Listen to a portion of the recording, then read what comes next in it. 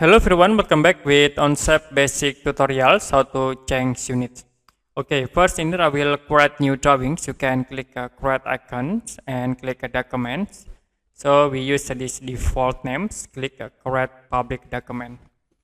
Okay, we're waiting to open into drawing area. If you want to change unit before drawings, you can click this icon, triple lines, or a document menu. And then you can go to workspace unit, you can click, and will be show for workspace units dialog box. In here for default length unit, you can set like inch, and for default mesh, I will set into pound. If you're done, you can click OK. So you will be working in inch units. If you want to change again, you can click this icon, triple lines, and click again workspace units.